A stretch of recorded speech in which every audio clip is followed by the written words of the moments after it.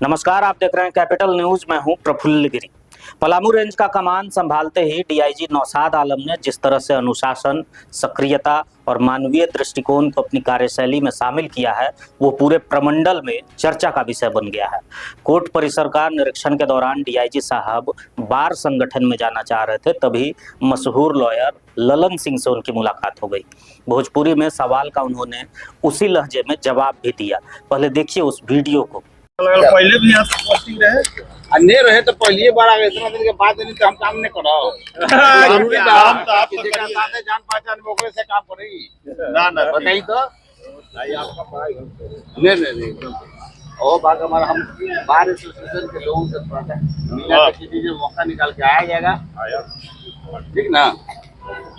आम जनता की समस्याओं के समाधान से लेकर पुलिसिंग में सुधार और कोर्ट परिसर जैसी अति संवेदनशील जगहों पर सुरक्षा व्यवस्था को पुख्ता करने तक डीआईजी का हर कदम ये स्पष्ट करता है कि पलामू का पुलिस महकमा अब एक्शन मोड में है।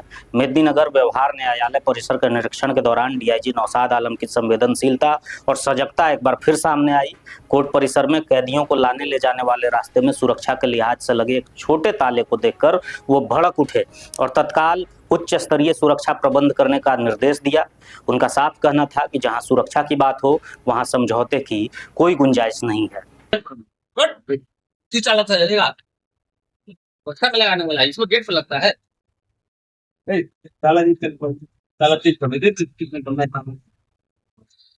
बड़ा सा ताला परचेज करवा सर्जन से बोलो।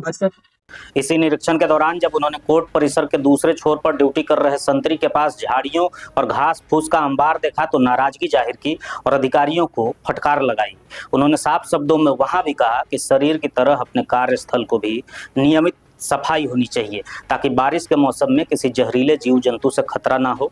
संतरी के खड़े होने की जगह करकट से ढकी हुई थी, जिस पर डीआईजी की नजर गई और उन्होंने तत्काल संतरी की पीड़ा को भांपते हुए वहां पंखा लगाने का भी आदेश दिया। कटेगा, सांप काटेगा तो कहाँ क्या होगा?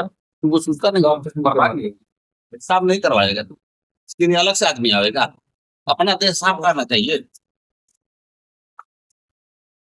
जनता सिपाही जिसे रहे दिख रहे तो पता नहीं रहे सरकार इतना पैसा देता है हम लोग को।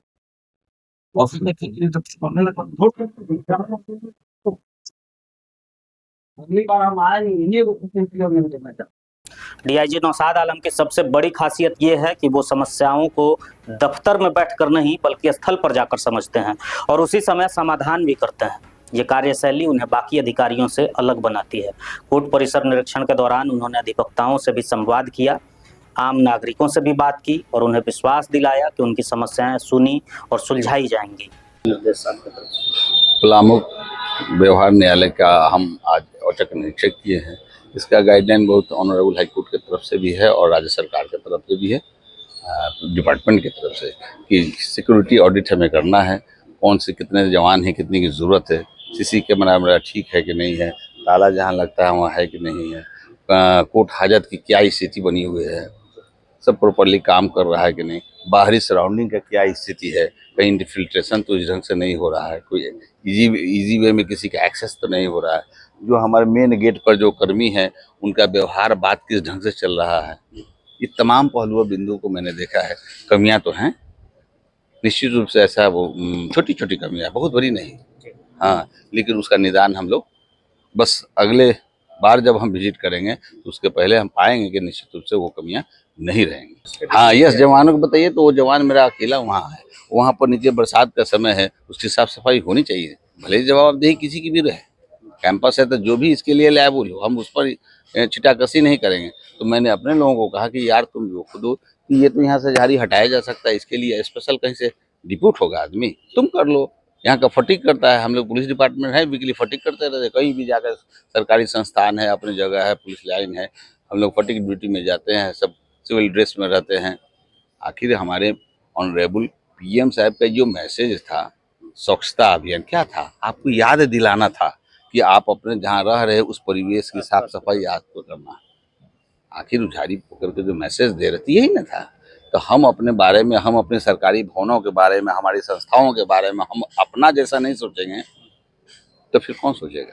डीआईजी नौशाद आलम न केवल सख्ती से नियम लागू कर रहे हैं बल्कि मानवीय पक्ष को भी साथ लेकर चल रहे हैं।